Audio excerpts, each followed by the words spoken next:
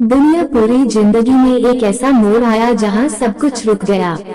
अभिनव ने मुझे बताया कि डांस मन की खुशी का प्रदर्शन भी है। आप दोनों इतने नजदीक रहते हुए भी एक दूसरे से मिले। मेरी पत्नी का देहांत हुए 5 वर्ष बीत गए थे। ऐसे दुख खत्म तो कभी नहीं होते, पर मन पर विवशता व उदासीनता की एक परत सी जम गई थी। इससे दुख हल्का लगने लगा था। जीवन और परिवार की लगभग सभी जिम्मेदारियां पूरी हो चुकी थी। नौकरी से सेवानिवृत्ति, बच्चों की नौकरियां और विवाह भी। जिंदगी एक मोड़ पर आकर रुक गई थी। दोबारा घर बसाना मुझे बचकाना ख्याल लगता था। चुकी उमंगों के बीज भला किसी उठती उमंग में क्यों बोए जाएं? अगर सामने भी चुकी उमंग ही हो तो दो ठूंठ पास आकर भी क्या करें? मुझे याद आता था कि एक बार पत्नी और अपनी खुद की नौकरी में अलग अलग पोस्टिंग होने पर जाने के लिए अनिच्छुक पत्नी को समझाते हुए मैंने ये वचन दे डाला था कि मैं जीवन में कभी किसी दूसरी औरत से शरीर के किसी रिश्ते के बारे में होश रहने तक सोचूंगा भी नहीं। पत्नी का निधन इस तरह अकस्मात दिल का दौरा पड़ने से हुआ कि दोबारा कभी अपने वचन से मुक्ति की बात ही न आ सकी। उसके जाने के बाद यह वचन मेरे लिए पत्थर की लकीर बन गया। मैं तनमन से दुनिया भर की स्त्रियों से हमेशा के लिए दूर हो गया। कुछ साल बीते, शरीर में एक अजीब सा ठहराव आ गया।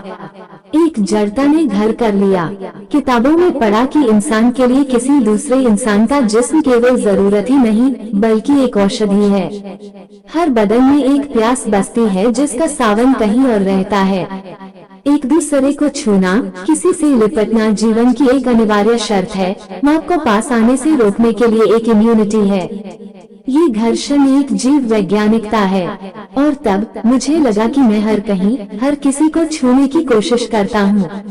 मुझे महसूस होता कि किसी समय पति के जीवित न रहने पर किसी स्त्री को उसके साथ ही सती होने के लिए विवश करना या उसका पति के साथ ही जल मरना कैसा व क्या रहा होगा। वो पितृसत्तात्मक समाज था, इसलिए मरने की शर्त केवल स्त्री के लिए थी। पुरुष तुरंत दोबारा विवाह कर लेते थे। मैं अपने वचन के चलते इससे उबरना चाहता था। जल्दी ही मुझे लगने लगा कि महिलाओं से दूर रहते हुए भी मुझे किसी इंसान से बात करते हुए उसे छू लेना, जरा सी पहचान पर उसे गले लगा लेना, घूमते हुए हाथ पकड़ लेना, बैठते हुए आत्मीयता से उससे सट जाना बहुत जीवन भरा है। मेरे शरीर में इससे स्पंदन आ जाता, जीने की इच्छा बलवती होती, बदन में एक ले आ जाती, अच्छी तरह रहने का मन होता। मैं न जाने क्या क्या सोचने लगा। क्या मैं किसी मंदिर में खड़ा होकर संकेत रूप में ही पत्थर के ईश्वर को साक्षी मानकर अपना वचन तोड़ दूं? नहीं, यदि मेरी पत्नी जीवित होती तो मैं शायद ऐसा करने का साहस भी जुटा लेता, पर अब उसके जाने के बाद नहीं।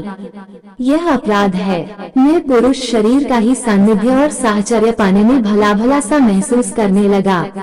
अब मैं इस दिशा में सोचता, इसमें किसी तरह की अंतरंगता मुझे भाती, लेकिन मेरे मन के स्वाभाविक तर्क मुझे रोकते। अपने हमउम्र लोगों का साथ मुझे खींच भला लगता। वे हमेशा ऐसी बातें करते कि मेरी आमदनी कितनी है, मेरी जायदाद की कीमत कितनी है, मेरे पास भविष्य निधि के स्रोत क्या है, मेरे मकान या जमीन का बाजार मूल्य कितना है। इन सवालों से उकता कर मैं उनसे दूरी बना लेता। मेरा ध्यान बच्चों की ओर जाता, लेकिन उनसे किसी किस्म की आत्मीयता पनपने से पहले मैं सोचता कि ये इनके जिंदगी बनाने, करियर बनाने के दिन है। इनका ध्यान भविष्य बनाने पर ही रहे, और यह सोचता हुआ मैं उनसे पर्याप्त दूरी रखता। लेकिन जल्दी ही मैंने देखा कि 18 से लेकर 25 साल तक की उम्र के लोगों में मेरी दिलचस्पी रहती है। ये वर्ग मुझे एक विवश, असहाय सा वर्ग नजर आता। इसकी विवशता मुझे कई कारणों से आकर्षित करती।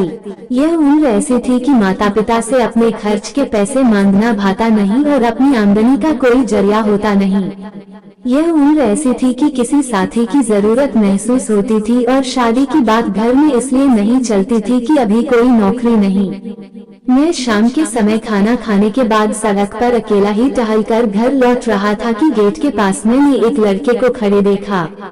लड़का एक पेड़ के नीचे अपनी बाइक खड़ी करके उसी के सहारे खड़ा था। लड़की की उम्र लगभग 21-22 वर्ष रही होगी और वह बार बार घड़ी देखता, शायद किसी के इंतजार में था। मैं दरवाजे से भीतर दाखिल होने ही लगा था कि हल्की बूंदाबांदी शुरू हो गई।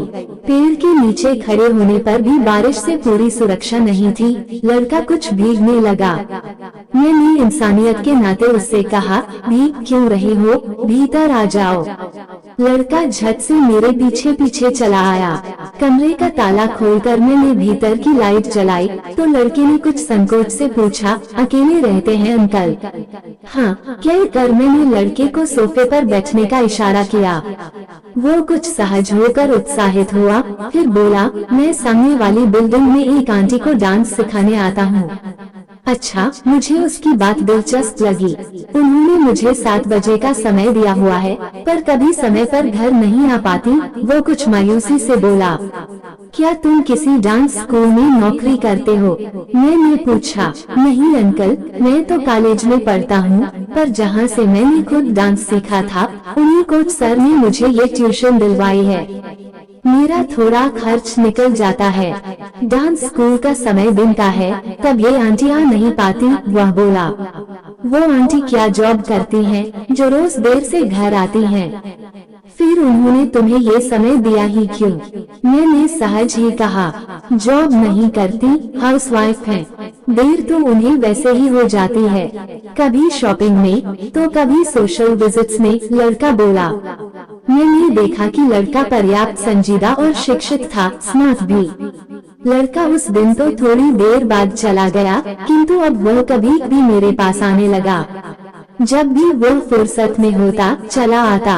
एक दूसरे के बारे में काफी कुछ जान लेने के बाद हमारे बीच काफी बातें होती।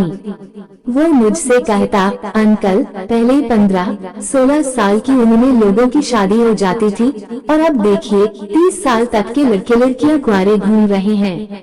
क्या आपको नहीं लगता कि इस उम्र तक शरीर को दूसरे किसी शरीर की चाहत तो रहती ही होगी?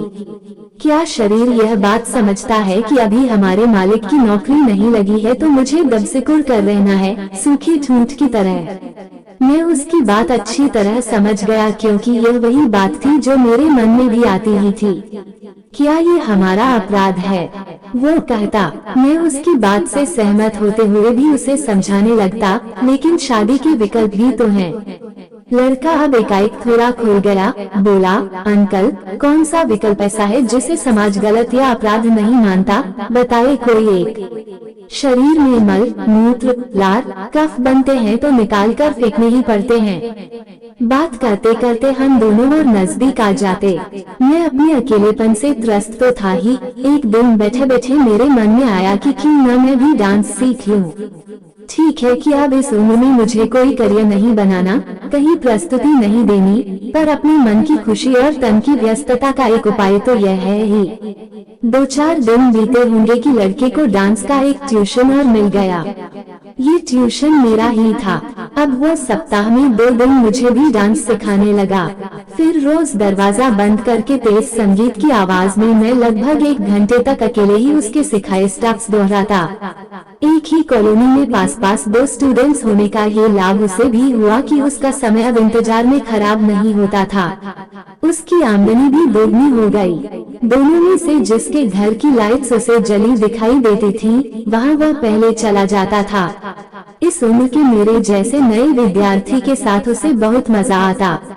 दोनों झूम कर नाचते नाचते दोनों इतना थक कर चूर हो जाते कि और सारी थकान उतर जाती। डांस के बाद थक कर हम दोनों गुरु शिष्य निढाल हो जाते और 10-15 मिनट तक दोनों एक दूसरे से लिपटे पड़े रहते। एक दिन इसी अवस्था में पड़े हुए देखकर उसने मेरी ओर अचरज से देखा और बोला, क्या ढूंढ रहे हैं अंकल? लगता है जैसे आपका कुछ खो गया है। कहता हुआ वह चेहरे पर कोई रहस्यमय मुस्कान लेकर उठ गया। कुछ देर में वह वापस चला गया। कभी भी वह कहा करता था कि डांस की क्लास खत्म होते ही हमारा गुरु चेले का रिश्ता खत्म हुआ। आप बड़े हैं, थक गए होंगे, लाइए आपके पांव दबा दूं। मैं कहता कि तुम भी तो दिन भर की मेहनत के बाद थक जाते होगे, लाओ तुम्हारी कमर को कुछ आराम दूं। पहले तो लड़के को इस बात पर घोर आश्चर्य हुआ था कि मैं अब इस उम्र में डांस सीखूंगा, लेकिन जल्दी ही उसने समझ लिया कि बुढ़ापे में आदमी मजबूर सा हो जाता है। उसे कोई नचाने वाला हो तो कितना भी नाच ले। एक दिन एक चमत्कार हुआ। मैं बैठा ही था कि दरवाजे की घंटी बजी। दरवाजा खोला तो सामने एक महिला खड़ी थी। एकाएक में उसे पहचाना तो नहीं, किंतु ऐसा लगा जैसे शायद ये वही है जो मेरे डांस टीचर से डांस सीखती हैं। मैंने अक्सर सड़क पर आते जाते उन्हें देखा जरूर था। अभिवादन के बाद मैंने उन्हें बैठाया। वे इधर उधर देखते हुए कुछ संकोच से बोली, अभी अभिनव का फोन आया था, वही कोरियोग्राफर सर। ओह अच्छा, मुझे पता नहीं था कि उनका नाम अभिनव है। मैंने कहा, जी उन्होंने कहा है कि आज उन्हें कुछ देर हो जाएगी, तो क्या वो नहीं आएंगे? मुझे लगा कि महिला कुछ झिझक रही है। नहीं, वे देर से आएंगे, पर उन्होंने कहा कि मैं तब तक कुछ ऐसे वो स्टेप्स आपको सिखा दूं जो वो मुझे सिखा चुके हैं, क्योंकि वास्तव में वो दो लोगों के युगल डांस के स्टेप्स हैं, इसलिए अकेले अकेले समझ में भी नहीं आते। उन्होंने कुछ संकोच से कहा। यह मेरे लिए सुखद आश्चर्य था। कुछ मिनट बाद मैं और वो अपरिचित महिला एक तेज धुन पर एक साथ डांस कर रहे थे। मैं जल्दी ही उनके बताए स्टेप सीख गया था और अब हम दोनों ही सुविधाजनक ढंग से साथ में नाच रहे थे। मुझे महिला की अगवानी की हड़बड़ी में शायद ये भी ध्यान नहीं रहा था कि मैंने दरवाजा बंद नहीं किया है। हम नाचते नाचते मनोयोग से घूमकर पलटे तो देखा कि अभिनव, हमारा डांस टीचर, सामने खड़ा ताली बजा रहा था। वाह वाह, एक्सीलेंट, उसने कहा तो हम दोनों हिचकिचाकर रुक गए। हम तीनों ने एक साथ चाय पी, जिसे वो महिला ही मेरी रसोई में जाकर बनाकर लाई थी। अभिनव ने मुझे बताया कि डांस मन की खुशी का प्रदर्शन भी है। आप दोनों इतने नजदीक रहते हुए भी एक दूसरे से मिले नहीं, जबकि दोनों को ही डांस का शौक है। अब से मैं आपको सिखाऊंगा अलग अलग, पर दिन में एक बार किसी भी समय आप लोग एक साथ प्रैक्टिस किया करेंगे। मानो अब से हमारी जिंदगी ही बदल गई। अब हम समाज से शिकायतें नहीं करते थे कि अकेले समय ही नहीं कटता। हम अब ऐसे मित्र बन गए थे कि दिन में एक बार आधे घंटे के लिए मिलते थे, पर उस आधे घंटे की प्रतीक्षा कई घंटों तक रहती। ऐसा लगता था कि तनमन में बने बांध में अब ठहरा पानी हमें तंग नहीं करता था। वो बहकर न जाने कहाँ उछल हो जाता था। मुझे बरसों पहले मुंबई के एक मुशायरे में सुनी पंक्तियाँ अक्सर याद आ जाती थी। दूर सागर के तल में बूंद भर प्यास छिपी है, सभी की नजर बचाकर वहीं जाता है पानी। अब कभी भी रात को सोने से पहले मैं सोचता था कि अगर रात को सपने में मेरी पत्नी आई और उसने ये पूछा कि आपके साथ दोपहर को कौन होता है, तो मैं उसे बता दूंगा कि उससे मेरा कोई लेना देना नहीं है, वह तो मेरी क्लास फेलो है। हम साथ में एक ही टीचर से पढ़ते हैं और होमवर्क में एक दूसरे की मदद करते हैं। आपको ये कहानी कैसी लगी हमें कमेंट कर जरूर बताएं। इसी तरह की अच्छी कहानियाँ आप यहाँ पर पढ़ सकते हैं। यहाँ उपस्थित शिक्षाप्रद कहानियाँ आपका मनोरंजन करने के साथ दिशा भी देंगी। तो बने रहिए हमारे साथ और हमारे प्रयास को सफल बनाएं।